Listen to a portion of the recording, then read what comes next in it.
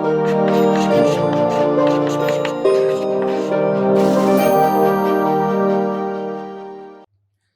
Friends, पिछले video में हम लोगों ने जो भी हमारा व्यावसायिक पर्यावरण होता है उसके अलग अलग आयामों की बात की थी। आर्थिक आयाम की बात हम पहले कर चुके थे। उसके बाद से लास्ट वीडियो में सामाजिक और तकनीकी, सोशल और टेक्नोलॉजिकल एस्पेक्ट्स क्या क्या होते हैं, डायमेंशंस क्या होती हैं, उसकी बात की थी।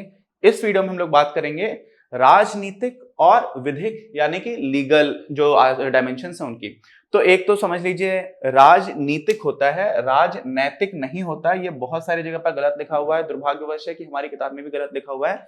तो राजनैतिक नहीं होता है, राजनीतिक होता है। ठीक, अच्छा, बात किसकी किसकी करेंगे?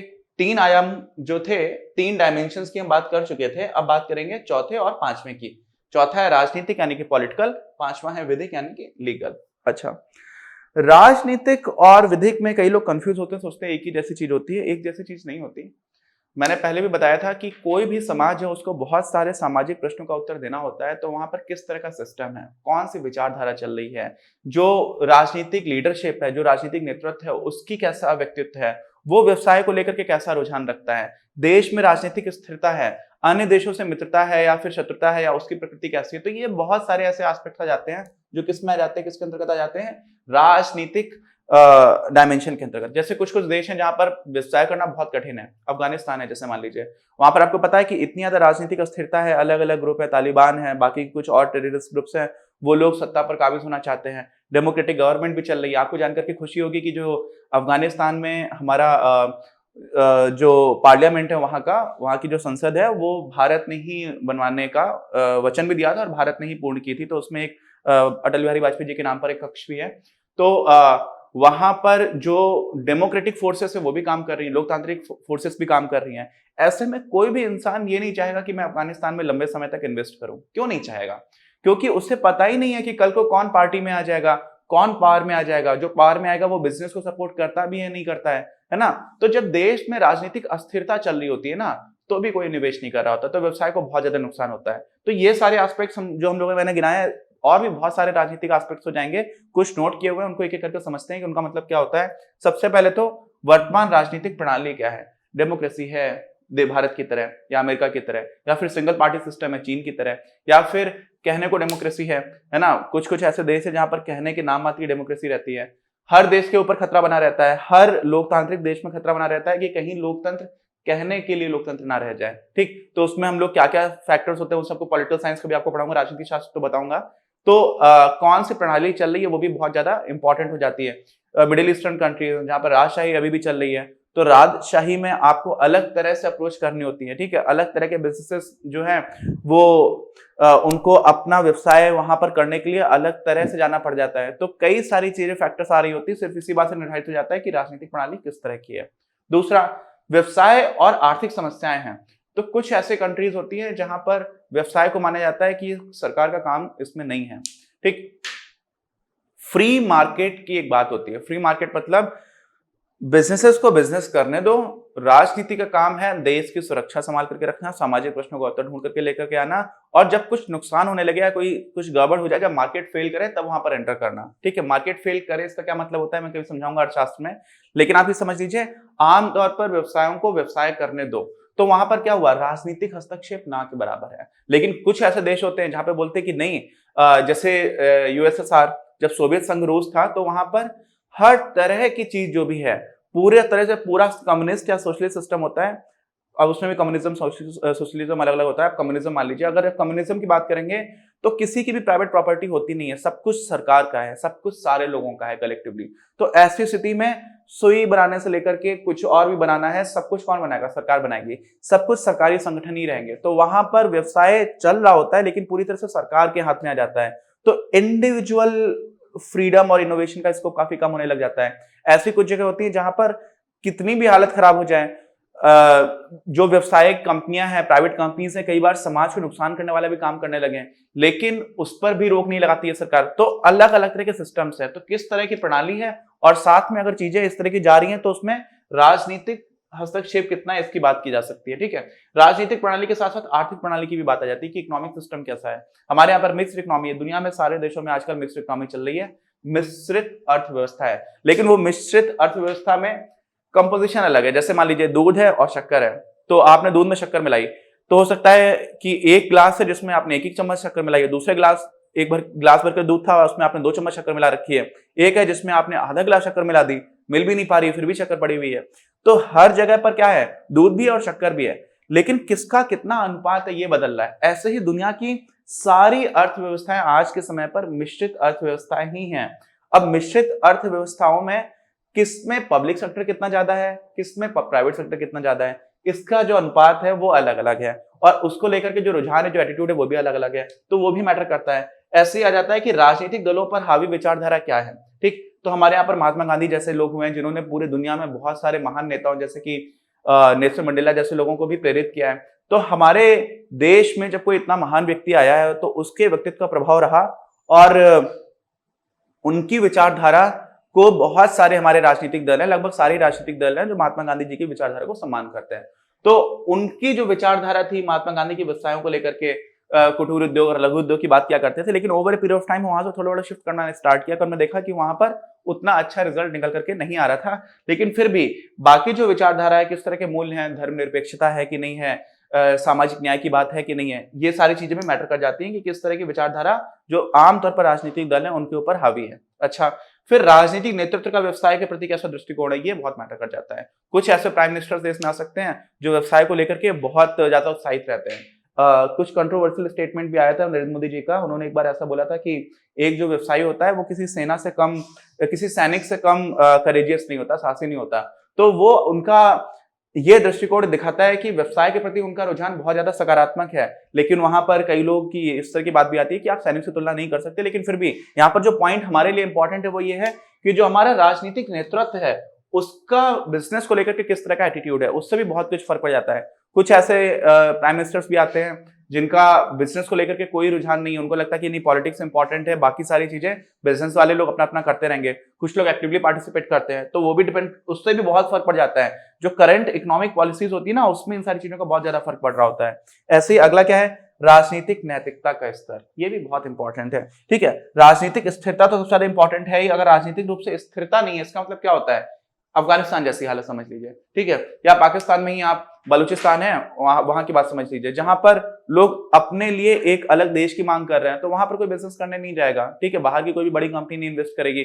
तो अगर राजनीतिक स्थिरता नहीं है तो बहुत ज्यादा समस्या हो जाती है। भारत में भी कुछ ऐसे क्षेत्र हैं जहां पर थोड़ी थोड़ी घटनाएं चलती रहती है, जैसे नक्सलवाद जहां पे चल रहा है, तो वहां पर भी समस्या होती है। कुछ ऐसी भारत में जगह है जहां पर रात में आप ट्रेन को बंद कर देते हो एक साथ, क्यों? क्योंकि रात में पटरी उखाड़े जाने का भी डर रहता है। कुछ कुछ ऐसे नक्सलाइट अफेक्टेड एरियाज हैं, तो इस तरह की समस्याएं देश में भी हैं। लेकिन हमारे देश में बहुत अच्छी बात है कि बहुत बड़े स्तर पर काफी अच्छी स्थिरता चल रही है। और ऐसे ही क्या जाता है, सरकार बनाने वाले दल की विचारधारा क्या है। अब जो सरकार में है उसके पास बजट एलोकेट करने की पावर होती है ना, बजट कैसे कहां कहां पर कितना पैसा लगाना है। तो अगर जो सरकार बनाने वाला दल है उसकी विचारधारा व्यवसाय के सपोर्ट में है, बिजनेसेस के इन जनरल सपोर्ट में है, तो बिजनेसेस का जो ओवरऑल एटीट्यूड रहता है, एनवायरमेंट रहता है, वो सकारात्मक हो जाता है उनके लिए, और वो भी खुश हो जाते हैं।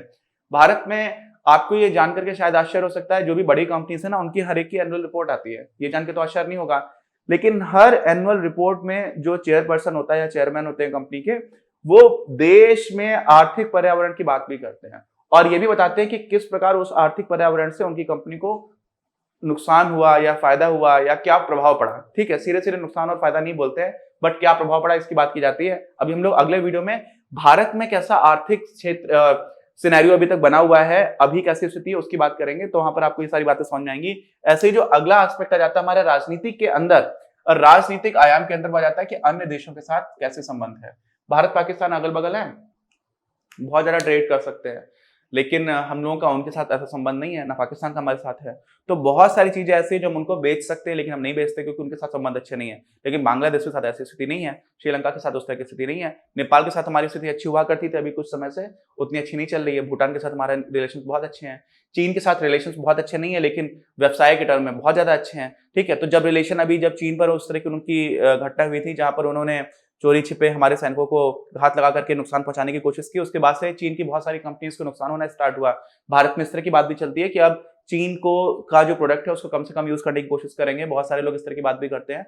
तो ये सारी चीजें क्या हो जाती है कि आप सोचिए, जो चीन की ऐसी कंपनी होगी जो मोबाइल भारत में बेच रही थी और चीन की वो घटना हो गई हमारी सीमा पर, उसके बाद से उनकी बिक्री में अचानक से कमी आ गई, तो इनसे भी फर्क पड़ जाता है बिजनेस के ऊपर, है ना, ओवरऑल बिजनेस एनवायरनमेंट के ऊपर फर्क पड़ जाता है। ऐसे ही बहुत सारे एप्लीकेशंस बंद किए गए थे, तो उसकी जगह जैसे पबजी की जगह कुछ फौजी आ गया, मुझे नहीं पता था बट अभी ऐसा कुछ पता चला, तो इस तरह की चीज हो जाती है। तो ये हमारा क्या हो गया, राजनीतिक आयाम की जब हमने बात कर ली। अब आ जाते हैं विधिक में। विधिक में क्या होता है, देखो राजनीतिक में ये सारी चीजें थी, आप समझिएगा, जब आप ये सारी चीजें समझ गए तो आपको समझ आएगा कि कानून और राजनीति में अंतर है। कानून हम लोग जो बना देते हैं, बहुत सारे ओवर पीरियड टाइम बनते चले आते हैं, वो व्यवसाय के अलग अलग एस्पेक्ट्स को, अलग अलग आयामों को निर्धारित करते हैं, नियमित करते हैं, नियमित मतलब रेगुलेट करते हैं, कंट्रोल करके रखते हैं, ठीक। तो अगर आप किसी भी देश में बिजनेस कर रहे हो तो वहां के कानून का पालन करना आपकी जिम्मेदारी है। अगर आप नहीं करोगे तो आप लिटिगेशन में फंस सकते हो, आपके खिलाफ मुकदमा हो सकता है, आपको नुकसान जुर्माना लगाया जा सकता है, आपका बिजनेस बंद भी कराया जा सकता है। तो बहुत जरूरी है, आप बिजनेस कर रहे हो कि उस समय पर आपको कानून के विषय में जानकारी हो। आप वहां पर ये नहीं बोल सकते अरे मुझे तो पता ही नहीं था, इसलिए गलती से हो गया, आपने अब बता दिया तो आप नहीं करेंगे, ऐसा नहीं होता कानून में। कानून है तो आपको वहां पर जानकारी होनी चाहिए। तो भारत में कुछ ऐसे कानून है जो किसी भी कंपनी चलाने वाले इंसान को ठीक ठाक अंडरस्टैंडिंग होनी चाहिए। अगर नहीं है तो कोई चार्टर्ड अकाउंटेंट या कंपनी सेक्रेटरी है या कोई एडवोकेट है जिनसे सलाह लेते रहना चाहिए। अगर आप इस तरह का कोई भी काम कर रहे हैं तो कौन कौन से, एक तो संविधान के जो इन जनरल प्रोविजन से प्रावधान है उनके बारे में जानकारी हो।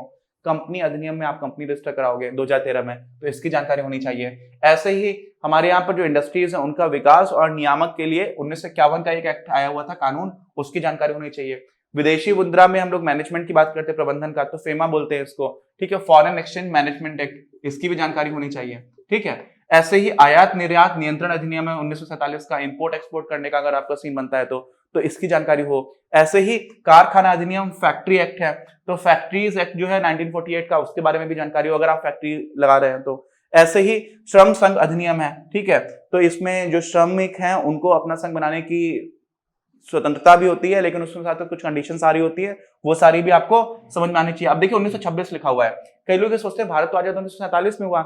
हमारे यहाँ पर बहुत सारे ऐसे कानून हैं जो अंग्रेजों के समय बन गए थे, हम उन्हीं कानूनों को अभी भी जारी रखा हुआ है हम लोगों ने, क्योंकि कई जगह पर परिवर्तन करने की आवश्यकता भी पड़ी है, तो हमने किया भी है। कई को करने की आवश्यकता अभी तक नहीं किया है, और कई ऐसे थे जिनमें आवश्यकता नहीं थी तो वो चले आ रहे हैं, ठीक है। तो ऐसे ही जरूरी नहीं है कि 1947 के बाद ही कानून है, बहुत सारे कानून है। हमारे यहाँ पर जमीन को लेकर के लैंड एक्विजिशन एक्ट था, वो भी बहुत पुराना चला करता था। पुलिस एक्ट है, वो भी बहुत पुराना, 1860 1861 के आसपास का है। तो बहुत पुराने एक्ट हमारे यहाँ चल रहे हैं जब से अंग्रेज आ गए थे। अंग्रेजों के आने के पहले से एक्ट नहीं है, क्योंकि ये जो पूरी व्यवस्था थी एडमिनिस्ट्रेशन करने की, वो हम लोगों ने आधुनिक टर्म्स में अंग्रेजों के आने के बाद से ही उसको करना स्टार्ट किया, क्योंकि रूल ऑफ लॉ की बात आई थी। तो कभी आपको इतिहास पढ़ाऊंगा या फिर पॉलिटिकल साइंस पढ़ाऊंगा तो बताऊंगा। ऐसे ही क्या है, कर्मचारी क्षतिपूर्ति अधिनियम 1923 का, ये भी इंपॉर्टेंट है। अभी के लिए इंपॉर्टेंट ये दोनों काफी है। उपभोक्ता संरक्षण अधिनियम, कंज्यूमर प्रोटेक्शन की बात होती है, ठीक है, तो कंज्यूमर कोर्ट्स वगैरह भी आ जाते हैं, इसमें 1986 में आया था, ये काफी इंपॉर्टेंट है। ऐसे ही कॉम्पिटिशन एक्ट भी इंपॉर्टेंट 2002 का। इसमें कॉम्पिटिशन एक्ट का मतलब होता है कि बाजार में कॉम्पिटिशन बना रहना चाहिए, ऐसा ना हो जाए कि कोई एक ही कंपनी का बहुत ज्यादा दबदबा हो जाए। तो ये उस सारे दृष्टिकोण से भी काफी इंपॉर्टेंट है। और इनका फर्क कैसे कैसे पड़ता है अगर आपसे पूछा जाए उदाहरण के रूप में, तो किसी भी शराब वगैरह का एडवर्टाइजमेंट भारत में टेलीविजन पर नहीं कर सकते आप, है ना। तो क्यों नहीं कर सकते, क्योंकि कानूनों में मनाही है। तो ऐसे ही एक एडवर्टाइजमेंट आया करता था, मैं छोटा था तो एक बैक पाइपर सोडा करके कुछ चलता था, उसकी शराब भी आती थी और सोडा भी बेचा करते थे। तो अब उनको बेचना है शराब का एडवर्टाइजमेंट करना है, लेकिन वो कर नहीं सकते हैं, तो बैक पाइपर बोलते थे। वहां पर अजय देवगन साहब का ने किया हुआ था, और उसमें मतलब किस तरह से कानूनों से खेलते भी है लोग, वो उदाहरण दिखता था वहां पर। तो वहां पर ऐसा था कि बैक पाइपर खरीदिए और थोड़ा देर रुक करके आंख मारते थे वो, और फिर बोलते थे सोडा, ठीक है। तो बैक पाइपर सोडा खरीदने का एडवर्टाइजमेंट किया, ऑन पेपर आपको दिखेगा, लेकिन उसमें जो पूरा इशारा है वो समझ में आ रहा है कि आप शराब बेचने की बात कर रहे हो। डायरेक्टली नहीं बोल सकते, क्योंकि हमारा जो कानून है उसमें शराब का विज्ञापन का निषेध कर रखा है, ठीक है। ऐसे ही क्या होता है, सिगरेट्स के पैकेट्स होते हैं, तो उन पर भी कितनी बड़ी चेतावनी लिखी होगी, सीधे सीधे लिखा होगा कि धूम्रपान करना सेहत के लिए हानिकारक है। साथ में पहले वो 25% हुआ करता था, अभी 50% पर आपको बनकर के आता है कि नहीं पीना चाहिए, ठीक। तो ये सारी चीजें कहां से आ रही हैं, कानून के तहत ही आ रही हैं। ऐसे बहुत सारे कानून हैं, जरूरी नहीं आपको सबकी जानकारी हो। आप जिस तरह का व्यवसाय कर रहे हो, आप जिस तरह की सेवा क्षेत्र में काम कर रहे हो, उससे संबंधित आपको जानकारी होनी चाहिए। और इन जनरल जैसे संविधान के प्रावधान है तो वो तो आपको अंडरस्टैंडिंग थोड़ी बहुत होनी ही चाहिए, क्योंकि वो इन जनरल बहुत ज्यादा ओवर इनकम्पासिंग होते हैं। ओवर इनकम्पासिंग का मतलब है उनका कार्यक्षेत्र बहुत ही बड़ा होता है, बहुत ही विस्तृत होता है, तो उसके बारे में आपको अंडरस्टैंडिंग हो और स्पेसिफिकली आपके काम से संबंधित जो है उनकी आपको जानकारी रखनी चाहिए। तो ये कुछ ऐसे कानून थे जिनका मैंने नाम ले लिया। अब इन्हीं को अगर अलग से देखेंगे तो क्या हो जाता है कि बहुत सारे विभिन्न अधिनियम है, बहुत सारे एक्ट्स हैं। अधिनियम मतलब कानून, तो उनके बारे में आपको जानकारी हो। कई बार कानूनों को छोड़कर के क्या होता है, अलग अलग तरह की बॉडीज होती हैं। कानून नहीं बना लेकिन सरकारी अधिकारी थे या कोई अथॉरिटी थी। यहां पर सरकारी अधिकारी किसी एक अधिकारी की बात नहीं है, कोई अधिकारी एक सरकार की एक बॉडी है, कोई गवर्नमेंट बॉडी है, उसने अपने आदेश पारित कर रखे हैं। तो उन आदेशों को भी हम कानून की तरह मान लेते हैं, क्योंकि उस पर कोई कानून बना नहीं है, लेकिन वो आदेश ने जो बताया है उस हिसाब से आपको काम करना पड़ेगा। तो ऐसा भी हो जाता है, ठीक है। प्रशासनिक आदेश भी आ जाते हैं। न्यायालयों के फैसले बहुत इंपॉर्टेंट होते हैं, कई बार इनको कानून की तरह ही माना जाता है। कोर्ट्स में अब यहाँ पर भारत में समस्या ये भी चलती है कि भारत में बिजनेसेस बहुत सारे ऐसे हैं जिनके केसेस चल रहे हैं, 3 करोड़ से ऊपर भारत में टोटल केसेस पेंडिंग है। तो लोगों की जुडिशरी के पास जाने की कॉस्ट बहुत बड़ी है। वकील वगैरह का खर्चा हो रहा है, वो तो हो ही रहा है, वो इतना बड़ा खर्चा नहीं है, लेकिन खर्चा है कि कितने सालों में फैसला आएगा वो नहीं पता। तो वहां पर हमारी स्थिति थोड़ी सी अच्छी नहीं है। लेकिन न्यायालय के फैसले भी निर्धारित कर देते हैं कि व्यवसाय में आप कौन सी चीजें कर सकते हो, कौन सी चीजें नहीं कर सकते हो, अगर कानून में स्पष्ट रूप से नहीं लिखी हुई है। तो इसको भी हमें देखना पड़ता है। ऐसे क्या होता है, बहुत बार क्या होता है कि कोई समस्या आ रही होती है तो हम लोग ट्रिब्यूनल्स बनाते हैं। ट्रिब्यूनल्स क्या होते हैं, ट्रिब्यूनल एक तरह का न्यायालय ही है, लेकिन वो एक स्पेशलाइज्ड तरह के केसेस देखता है। तो बिजनेस से रिलेटेड ट्रिब्यूनल्स लोग बना देते हैं। ऐसे ही क्या होता है, कई बार कुछ कमीशंस बनाए जाते हैं कि ये कमीशन आया और इस कमीशन की रिपोर्ट आई है। तो वो कमीशन क्या होता है, उसको हम लोग हिंदी में आयोग बोलते हैं। तो उन आयोगों के, उन ट्रिब्यूनल्स के क्या क्या फैसले थे उनको भी देखा जाता है, उनके क्या सुझाव थे उनको भी देखा जाता है। तो इसकी भी आपको अंडरस्टैंडिंग होनी चाहिए, स्पेसिफिकली तब जब आप उस तरह के कार्यक्षेत्र में कार्यरत हैं। अच्छा, फिर क्या हुआ, प्रत्येक व्यवसाय के लिए देश के कानूनों का पालन जो है वो अनिवार्य है, ये चॉइस नहीं है आपकी। ठीक, अगर आप नहीं करेंगे तो बहुत सारी तरह की समस्याएं हो सकती है, जुर्माना लग सकता है, बिजनेस बंद हो सकता है। तो हम लोगों ने क्या देखा, पर्यावरण के आयाम देखे। तो आपको समझ आ रहा होगा कि बिजनेस पर्यावरण, जो हम लोगों ने बात की थी बिजनेस एनवायरनमेंट की, तो स्टार्टिंग में आपको क्या बताया था कि आपका तो जो बिजनेस है भाई साहब वो ये है जरा सा, ठीक, इसके बाहर जो कुछ भी है, ये जो कुछ भी है, ये इसके बाहर, ये सब मिलाकर के बिजनेस एनवायरनमेंट है। और इसमें हम लोगों ने कुछ ही डायमेंशंस की बात की, उसको भी बहुत डिटेल में बात नहीं की, लेकिन फिर भी आपको समझ आ रहा होगा कि हम लोगों ने इकोनॉमिक डायमेंशन की भी बात की, टेक्नोलॉजिकल डायमेंशन की भी बात की, सोशल डायमेंशन की बात की, और इस वीडियो में पॉलिटिकल और लीगल डायमेंशंस की भी बात की। तो आपको एक अंडरस्टैंडिंग बन रही हो कि कितना बड़े सारी चीजों को मिला करके हम लोग बिजनेस एनवायरनमेंट बोलते हैं, ठीक है। तो भारत में किस तरह की स्थिति है आर्थिक क्षेत्र को लेकर के, उसकी बात करेंगे अपने अगले वीडियो में। कोई डाउट हो तो प्लीज कमेंट बॉक्स में लिख के बताइए। मिलते हैं हम लोग अपने अगले वीडियो में। इस वीडियो के प्रायोजक हैं आप, और अगर आप ऐसे ही और वीडियोस बनाने में हमारी मदद करना चाहते हैं तो पैट्रियन पर जाकर या फिर स्क्रीन पर दिए गए QR कोड को स्कैन कर अपना योगदान जरूर दें।